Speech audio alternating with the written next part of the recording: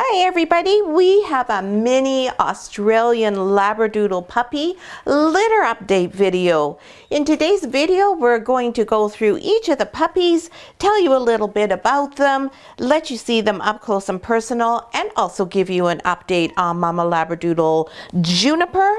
And we are also going to give you a little bit of information about choosing a vet, a trainer, and a groomer. Hi, I'm Claire from Isle Labradoodles, and this is our Burnished Arbutus litter.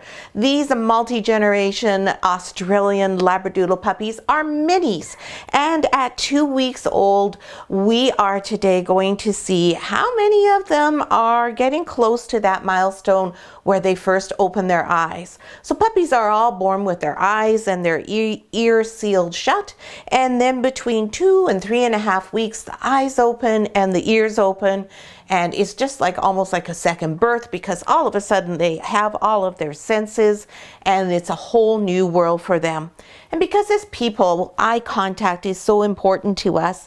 Once the puppies open their eyes, it's much more we feel like we're connecting with them and getting to know them better. It is how people communicate, other than with language, of course, most strongly. When we look and what we see is where we get most of our information. Whereas if you're a dog, most of your information comes from here, from the nose. That's where everything is told to you. So, and that's why dogs are so very sensitive to a variety of scents. So the little puppies have been doing really well. You can see that they're all gaining weight beautifully, nice and chunky, full, beautiful coat condition here, beautiful body condition. Juniper as well is in great shape. She is absolutely the perfect weight. She's nice and lean. She's eating really, really well. She's no longer a fusspot about what she eats. Just about anything and everything is okay with her. And she's eating approximately 3 to 4 times what she would normally eat. So she's eating 100% raw diet. It's not all frozen raw though. She has a lot of freeze-dried food. And she also is eating eggs. Eggs just provide so much support for a dog. They're a great addition to any dog's meal. And she is also enjoying lots of fresh chicken necks. She really enjoys consuming those. And of course, they're great. They give her lots of mental satisfaction and stimulation just by the actual chewing, but they also are loaded with calcium, which is of course something that she's using a whole lot of right now while she's producing all the meals still for these 6 hungry mouths. Yes, and doing such a great job. Juniper is such a happy Labradoodle. She's always got her tail wagging. She always has that bright, lively expression on her face. And she's so beautifully well behaved. So when we take her out front, she's loose. She's not on a leash. We don't live on a busy road, but of course there is a road at the end of our driveway. But as soon as she gets towards the end of the driveway, we just have to say her name and she comes back right away. Her guardian parents, Kay and Colin, have just done a beautiful job raising Juniper. She's just a lovely dog. She's a delight to have around. And Kay came to visit Juniper yesterday, and Juniper was so happy afterwards. I know she loves showing her babies off to Kay. She's just so proud of her little family. It's really nice to see. Juniper just has so many lovely qualities. She is my heart dog's daughter. Ripple is my heart dog who lives with me. And Juniper has very many similar qualities to Ripple. And Ripple was a very similar mom to Juniper. You can certainly see that Juniper is following in her mama's footsteps in terms of how to raise her puppies.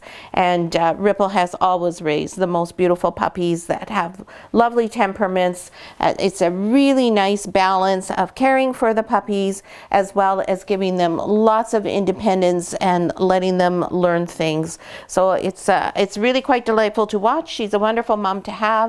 I never have to worry about the puppies. I know that everything is going perfectly. So now let's see who has and who hasn't opened their eyes. So we're going to go through the litter in birth order, and since they all just decided to start nursing, maybe what we'll do is we'll leave that for the end. And right now we'll talk a little bit about getting a vet, a trainer, and a groomer. So Australian Labradoodles have a coat that does need to be maintained, and it does grow. So as a general rule of thumb, you should be brushing and combing your Labradoodle every other day. And it doesn't take a long time. As long as you keep up with it, all you have to do is have them sitting in your lap in the evening. It's a great opportunity to have a bonding time. It's really soothing and relaxing to do it yourself. And we do have videos on how to groom your dog. And of course, the proper grooming tools are going to come in your puppy starter kit, because it's really important that to keep the coat in good condition, that you do have the right tools. Lots of people buy the wrong brush. Many people go to the pet store and buy a brush that's called a Furminator, I believe it's called, and it's useless. It will not get down to the bottom of the coat, and you'll end up with a dog who's matted and always has to be shaved naked at the groomer, which is not good for them. And speaking of which, when you are selecting a groomer, you want to be sure that you find a groomer who is familiar with the Australian Labradoodle breed and how to clip them appropriately. So you want to take your Australian Labradoodle to the groomer about once every 8 weeks, and they'll have a nice bath and lovely spa day, get their nails done, and be trimmed up and get rid of any problem areas that might have come to pass. And they'll keep those lovely ears clipped, and it's like a teddy bear clip is what you're looking for. So when you're looking for a groomer, you don't want to feed the babies right now, then you want to find one who is going to be able to show you some pictures, and you want to go to the salon, make sure it's all lovely, clean, professional. Of course, there's going to be hair around. Don't expect it to have no hair. Just like what you would look for if you were looking for a salon to do your own hair. That's what you're going to look for in a grooming salon. And generally speaking, they have a window where you can watch, and it's really a nice idea to take some time and watch how they handle the puppies, and that they're gentle and kind with them. Now, if you are on our list for one of these puppies, this is a great opportunity. Post on our private Facebook group and ask for recommendations from families as to where they're going. Don't forget to tell us where you live so that you get a recommendation that's appropriate for your area. The other thing is finding a vet. In the video that I'm going to send all of our families, we talk about finding a vet and asking them a series of questions. You can still ask questions, but you may not have as much flexibility in choosing a vet right now. Vets are in extraordinarily short supply. There is an international shortage of veterinarians. So you may just for now, if you don't already have a vet, have to pretty much take where you can find an opening. If you live in the Cowichan Valley, there is a new mobile vet service. I posted the information for that on our private Facebook group for all of our Isle Doodle families, so you can check that out if you don't have a vet. She is taking new clients. And a couple of our families used her previously when she was located in Victoria, and they both gave glowing recommendations for her. So that's a good little tip for you. But you want to make sure that your vet knows what an Australian Labradoodle is, and that it is not an Aussie Doodle. That is a different type of dog, and that is not a Labradoodle, which again is a different type of dog. You also want to make sure that they know that you are feeding your dog 100% raw diet, and that they aren't vehemently opposed to such a thing. If you find a vet who is completely opposed to raw feeding, you're going to have troubles. They'll end up blaming that for anything that your dog has, even if they cut their foot. So find one who, even if they're not supportive, at least is accepting of it, and let them know that you are working with a registered canine nutritionist, that this is not a do-it-yourself raw diet. That's what most vets see most often, and those are all trouble and problems and not good for your puppy. So they can also always contact me, and you can I can certainly give you information that you can give your vet so they can be assured that they are eating a well-balanced, complete diet. The brands we use are internationally known. Your vet will be familiar with them, so it's not like we're saying, oh, go to the grocery store and buy a pound of hamburger and mix it up with an egg and some oysters for your dog. So an important thing to point out to them. And last but not least is a trainer. Again, you want to go and check them out, have some talks with them, find out what methods they use, how many Labradoodles they've dealt with, how familiar with Australian Labradoodles they are, what type of style of training they use. One style of training that definitely is not successful with Australian Labradoodles is the Cesar Millan approach, where you are very heavy-handed and you're accustomed to dealing with dogs who are perhaps in what we would call a red zone. You want somebody who understands that Australian Labradoodles are extremely intelligent and they are very sensitive dogs, and they respond well to positive, stress-free handling and reinforcement, and do not work well with a negative, heavy-handed approach. So if you live on the Vancouver Island, if you're Duncan South, then we recommend that you go to Communicanine. They have worked with many of our Van Isle Doodle puppies.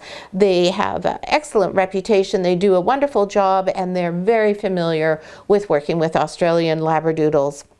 Now, the puppy stopped eating because Juniper was saying, excuse me, it is not feeding time. And you'll see how she positioned herself over here on the other side of my legs, but still front and center for the camera, just like her mom, Ripple. But she knew to come over here so that she's with me near the puppies, but they are not able to access the milk bar. She's also standing on me because she's familiar with being filmed now. She knows I'm going to pick the puppies up, and she's very aware that she does need to supervise me and make sure I do things properly. That's just our Junie's way, isn't it, Junebug? Yes, I love you too.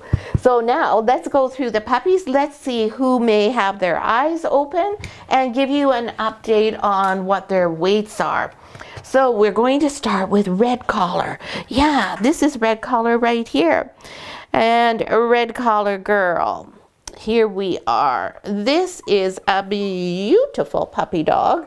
She is a solid girl, and you can see Juniper's going to, as I said, make sure everything is going all right. She is the biggest puppy in the litter. She is already 808 grams, and we can see tiny slits there. The eyes are almost open, but they're not quite open. This girl is a beautiful, really dark red caramel, and she does not have as many of the curls as some of the other puppies in this litter. This is a slightly straighter coated puppy. Beautiful girl, no white on her. She's a lovely solid. Oh, here come the eyes. Oh, they are a little bit more open than I thought. She was just having them asleep. Oh, here, I'm just going to move her around one more time, see if I can get her to give us a good shot of them again. Hey, hey. Hey, do you want to show us your eyes? Oh, come on. And this girl, I've been saying, there's the eyes, is a caramel. And, you know, when I look at her pads on her feet, in this light, they actually look black. It's possible that we could have a true red, but we'll have to wait and see how that nose fills in. It looks like the nose is brown to me, but there we go. We got a really nice shot of the open eyes of our beautiful little Red Collar girl. There we go. Do you want to check her? No. Okay. You come over on this side and keep track of everything Mummy's doing. Next is our little Black Collar girl. So we go from the biggest to not quite, but almost the smallest puppy. Come here, little lady. Come on, Black. Here we go. Oh, and Black actually is not a girl. Sorry, that's my mistake. Black Collar is a boy. How rude. Sorry. That's not very nice. See? There we go. Yeah, and Juniper's going to do a little cleanup there and see if he has to go to the bathroom. And I am not sure if his eyes are going to open for us or not. It looks like they might be open, but at the moment he's not showing them to us. There we go. There we go. We're starting to open them. Usually if I turn them around a bit and show you that, yes, this is a caramel party boy, then that gets them opening their eyes. There we go, a little bit showing through. So he's just got them open, just not showing all of them all the way to us. Now this boy definitely is a caramel and not an apricot. I can see that his nose is going to be brown and his feet are still pink. Oh my goodness, that's a big yawn, buddy. And this little handsome prince is 551 grams. Oh yeah, he's doing beautifully. Yes, good girl. Oh yes, good girl, Junie. There you go. So that's our black collar boy. Next is blue collar. Blue is a boy as well. Oh, and I should point out here on black, so he has a few of the waves and ripples that we associate with a curlier type coat, but not as much as some of the others. So he's going to be probably right in the middle, fairly close to what Mama Juniper's coat is like. There we go. Sorry, we didn't mention that. Next is blue collar. Another beautiful dark red color. This little one, this boy is 746 grams. So again, a lovely, big, chunky, solid puppy. Can I have him for a minute? No, not Sherry. She's just got to make sure everyone's gone to the bathroom. That's what she's doing, by the way, when she's licking them like this, is she's stimulating them to go to the bathroom, which generally means they'll pee on me. But that's okay. Won't be the first time. So this little chunker, too, has this cute little white goatee. Very handsome fellow. And again, this puppy might be a red collar, a red puppy, because his feet look to me like they're black. His nose is not filled in enough yet that I can tell, though. From here, it looks a little bit black. Big yawn. Eyes are slitted, but they're not all the ways fully open yet. But again, he has the flat coat, so likely to have a little bit of a straighter coat than black collar boy. There you go, Blue. Yeah, see, you got them to pee on me. How rude. Next is green collar boy. And green collar boy is our smallest puppy at 502 grams. And this is a curly puppy. This puppy looks so much like his papa. This puppy looks absolutely identical to Copper. Lots of white flash on the nose, on the top of the head. Pretty white feet and the white tail. And then you can see by all the little waves in his coat, he's going to have curls just like his daddy Copper has. So a really cute looking little puppy here. And if you look, he does have his eyes open. He just flashed them there for a minute. Here, we'll do a little upside down, see if that gets, oh, there we go, a little glint. They're not fully open yet, but he's giving us little glints here and there. And he's probably saying, good grief, there's some great big bright light shining on me. I'm not going to open my eyes for that. So that's our little guy, little green collar boy. Next is pink collar. And Pinky, come here, sweetheart. This is you over here. Here we go. Here we go, good girl. This is our pretty little pink collar girl who looks a lot like green collar boy. Again, oh, and there we got eyes. She was the first one to open her eyes, so her eyes are really quite wide open if she's going to grace us with that. We'll try and turn her off to the side a bit so the light's not right in them. There we go. So again, the little white smidge on the top of the head, a little less white around the face, but a little bit bigger goatee. Lots of white on the little paws there. I love when the paws are white. It's so cute. And then that adorable white tip on the tail. And again, you can see she's got those waves and ripples in her coat, which mean that we're going to get some really pretty curls. Beautiful high set ears in this puppy. The curly coat is always a great option if you have any sort of asthma or allergy concerns. The curlier the coat, the better it is for those sorts of things that you may have in your family. So our beautiful little pink collar girl is 693 grams. Yes, and I know you want to be the star of the show, don't you? Yes, I know. Always, just like your Mama Ripple. Yes, I love you too. You're such a good girl. What a goof, yes. Whenever I come in to see the puppies, it's always a bit of a struggle because Juniper says, well, don't you just want to see me? What do you want to see them for? I'm the main attraction. You're so funny. And last but not least in this litter is our final girl, and that's Yellow Collar Girl. Hi. Okay, I don't want you to bonk me when I have the puppy. So we'll see if we can get a look at her here. Now this puppy is not as red as the other puppies. This is more of a true golden caramel color. So this puppy, I'm sure, is going to have a brown nose. There's some eyes showing there. Again, not all the ways open, but quite a bit open. And although these feet, I got to say, they're looking kind of black, so maybe she's going to make a liar out of me, and maybe she's going to be an apricot. Maybe we're going to have a whole bunch of black noses, hey? Yeah, which is interesting because, well, black is dominant, and both of them can produce it, of course. But usually when we have two brown-nosed dogs, that's what we get. So not as much white on the feet, lots of white on the hind feet there. Not as much on the front feet, lots of white on the chest though. And again, that beautiful little tip on the tail. So this little cutie pie girl yellow collar is 638 grams. So we're really, really pleased with the weight gain on these puppies. Their sizes are lovely and consistent. I mean, we only go from, well, red collar girl is 808 grams. So she's really quite a bit bigger than everyone else. And then black or green rather at the smallest, just at 502. Now don't think that this necessarily means that it's going to stay like this. Very often whoever is the biggest puppy and has all these growth spurts ends up not being the biggest puppy in the litter, and the smallest one often catches up. So in this little lady's, her uncle, Wilson, Ripple's brother, he was way smaller than everyone else in his litter. He was so tiny at first I was afraid he wasn't going to survive. He was so small. He is now considerably larger than Ripple and is the biggest puppy in that litter. So don't take all of these weights as any sort of guarantee or predictor of what the size is going to be like at the end of the day. So I hope you enjoyed the video today. If you have any questions, any comments, please feel free to put them in the comments below. I'm always happy to answer your questions. Always happy to talk about Australian Labradoodles. And if you enjoyed the video and have a second, can give us a thumbs up, that'd be really appreciated. And if you haven't already, please consider subscribing to our channel. And if you click on that bell icon, then every time we have a new video come out, you'll get notified. And we always try to have something a little bit of different information in each one to help you out and make your puppy journey just that much easier for you. Thanks so much for watching, and we'll see you next week.